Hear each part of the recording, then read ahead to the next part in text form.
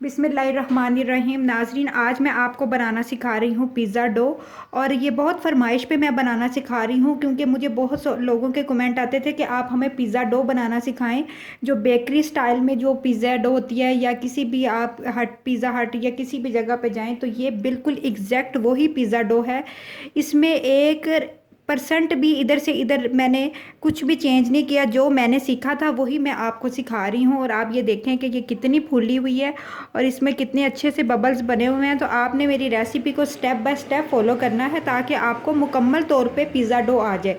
अगर आपको pizza dough बनानी आ गई तो समझिए आपको पिज़्ज़ा और पिज़्ज़े के साथ जुड़े हुए बेशुमार चीज़ें आपको बनानी आ जाएंगी। तो चलिए हम अब इसको बनाना स्टार्ट करते हैं। तो आपसे एक छोटी सी रिक्वेस्ट है कि आप एक दफ़ा दुरूद शरीफ पढ़ के हज़रत मोहम्मद सल्लल्लाहु अलैहि वसल्लम को तोहफ़ा कर दें, और उसकी बरकत के साथ मेरे चैनल को सब्सक्राइब कर दे, बेल आइकॉन का बटन भी प्रेस कर दे, ताकि मेरी हर आने वाली वीडियो आपको मिलती रहे और आप पे भी उसकी बरकतें हों और मेरे पे भी उसकी बरकतें हों। तो चलिए अब हम इसको स्टेप बाय स्टेप बनाते हैं।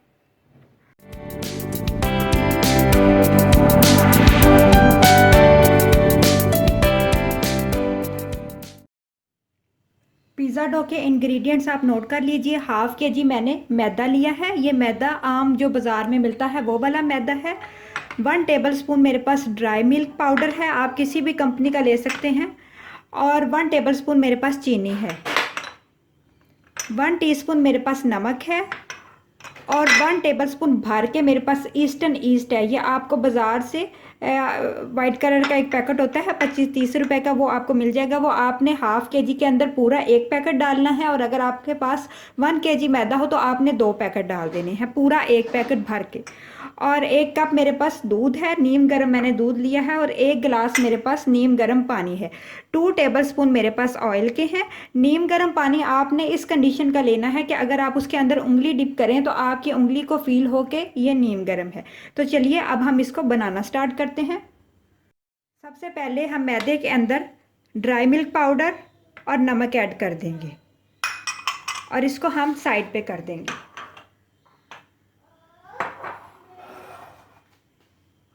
अब हम एक अलग से प्याली लेंगे, और उस प्याली के अंदर ये जो मैंने ईस्टर्न ईस्ट लिया है ये सारा ऐड कर देंगे। आप ड्राई ईस्ट भी शामिल कर सकते हैं, लेकिन अगर आप इस तरह से ईस्ट शामिल करेंगे तो आप यकीन करें कि आपकी डो कभी भी ख़राब नहीं होगी। आपने इस रेसिपी को स्टेप बाय स्टेप फॉलो करना है, ताकि आपको, क्योंकि हमारी ये जो डो है यही पिज़्ज़े की बेस होती है। अगर ये ख़राब हो जाए तो आप कुछ भी नहीं बना सकते। इसके अंदर मैंने 1 टेबलस्पून चीनी भी डाल दी है। और अब इसके अंदर मैं 2 टेबलस्पून नीम गर्म पानी ऐड करूँगी। पानी आपने सिर्फ 2 टेबलस्पून ही ऐड करना है, ज़्यादा पानी ऐड नहीं करना। और बाकी पानी हम बचा लेंगे, जो बाद में हमें पिज़्ज़ा डो गूंदने के काम आएगा। पानी इतना गर्म हो कि बस आपको फील हो के गर्म है। और हम इसको अच्छा सा मिक्स कर लेंगे ईस्ट को, ताकि ईस्ट अच्छा सा घुल जाए। और हम इसको तकरीबन 5 या 10 मिनट के लिए रेस्ट पे छोड़ देंगे।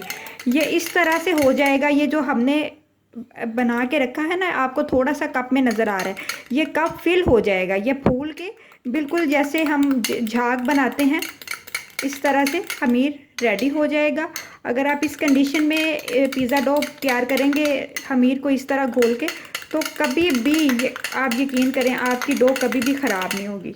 ये सबसे बेस्ट और आसान तरीका है पिज़्ज़ा डो बनाने का। अच्छा सा आपने जो ईस्ट है वो इसमें फोक की मदद से मिक्स कर लेना है, और फिर इसको थोड़ी देर के लिए ऐसी जगह पे रख देना है जहाँ पे बस गर्माइश हो। किचन में ही रख दें। ये अच्छा सा मिक्स हो गया है, और अब मैं इसको 5 मिनट के लिए रेस्ट पे छोड़ दूंगी। ये फूल के कप फुल हो जाएगा। ये देखें, अभी तो ये बहुत कम है ना, बहुत ज़्यादा गाढ़ा ऊपर तक आ जाएगा। तो चलिए अब इसको हम तकरीबन 5 मिनट के लिए छोड़ देते हैं। ये तो नाजरीन तकरीबन 5 या 7 मिनट गुजर चुके हैं, और आप ये देखें कि ये जो हमारा कप है ये फुल हो चुका है। और ये देखें, ये इस तरह से झाग की तरह से ये बन जाएगा, बहुत गाढ़ा गाढ़ा सा। पतला सा नहीं होना चाहिए, गाढ़ा होना चाहिए। अगर ये ऊपर हल्की सी झाग और नीचे पानी हो तो आपने वो वाला यूज़ नहीं करना, वो आपका ईस्ट ख़राब है। आपने नया ईस्ट बना के इस्तेमाल करना। इस तरह से जैसे हम ईस्टर्न कॉफ़ी बनाते हैं तो कॉफ़ी की झाग बन जाती है ना, सेम उसी तरह से ही ये इसका कलर भी कॉफ़ी वाला शेड में ही होगा और इसी तरह से ही होगा। तो चलिए अब हम इनको गूंथते हैं। इस ईस्ट को बनाने का मकसद ये होता है कि हमें पानी में ही पता चल जाता है, बजाय इसके कि हम सारा मैदा और इसमें शामिल करके वेट करें कि कब हमारा ईस्ट भूले और हम पिज़्ज़े को रेडी करें या कुछ भी जो भी हम बनाना चाह रहे हैं इसको रेडी करें। तो अगर आप इसी तरह पानी में घोल के इस तरह इसका टेक्सचर तैयार कर लेंगे ईस्टर्न कॉफ़ी जैसा, तो आपको अब जब मैं डालूँगी ना तो आपको अंदाज़ा हो जाएगा कि ये कितना गाढ़ा है। तो आपको थोड़ा आइडिया मिल जाएगा कि ये हमारा ईस्ट बिल्कुल ठीक है या हमारा ईस्ट ख़राब है। तो ये सारा ईस्ट मैंने इसके अंदर डाल दिया है। अगर आप ज़्यादा सॉफ्ट डो गूंदना चाहते हैं तो आप इसको फुल दूध के साथ ही गूंद लें, लेकिन थोड़ा सा क्रस्ट अच्छा लगता है आप। और इसके अगर आप थोड़ा नरम करना चाहते हैं, जैसे कि ब्रेड रोल के तौर पे इसको इस्तेमाल करना चाहते हैं या कुछ सॉफ्ट बनाना चाहते हैं, तो आप इसके अंदर एक अंडा डाल के इसको गूंद लें। अब मैंने पहले तमाम ईस्ट शामिल किया है, दूध शामिल किया है। अच्छा सा मैं इसको नरम हाथों के साथ, आपने आटे की तरह नहीं इसको गूंदना, बिल्कुल नरम हाथों के साथ इसको मिक्स करना है ताकि मैदे के अंदर नमी हो और वो जल्दी से ईस्ट को फुला दे। और अब नीम गर्म पानी के साथ मैं इसको, जिस तरह हम आटा गूंदते हैं या मैदे का कुछ भी तैयार करने के लिए, बिल्कुल नरम हाथों के साथ मैं इसको अच्छा सा गूंद लूँगी। जी तो नाजरीन, डो को मैंने नरम हाथों के साथ अच्छा सा गूंद लिया। अगर आप सर्दी में डो गूंद रहे हैं तो आपने हल्की सी नरम डो गूंदनी है, और अगर आप गर्मी में डो गूंद रहे हैं तो आपने थोड़ी सी हार्ड डो गूंदनी है। वो इस वजह से कि सर्दी में डो जल्दी अकड़ जाती है। अब इसके अंदर 2 टेबल स्पून ऑयल मैं ऊपर डाल दूँगी और हल्का सा इसको दोबारा से ऑयल के अंदर मिक्स कर दूँगी।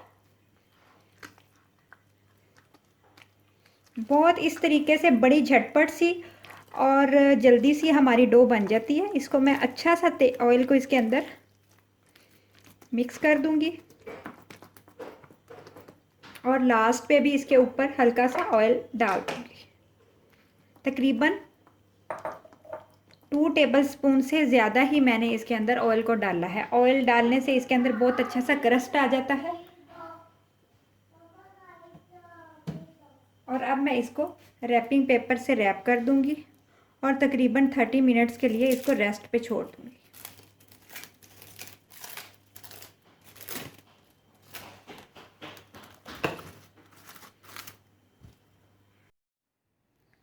जी तो नाजरीन, हमारी जो पिज़्ज़ा डो है वो रेडी हो चुकी है। और ये देखें, ये मैंने अभी इसकी रैपिंग उतारी है और मैं आपको थोड़ा सा इस तरह से करके दिखाती हूँ। आपको थोड़ा आइडिया होगा कि ये कितनी अच्छी सी फूली हुई है। आपने स्टेप बाय स्टेप इसको फॉलो करना है। ईस्ट को पानी में घोल के बनाना है।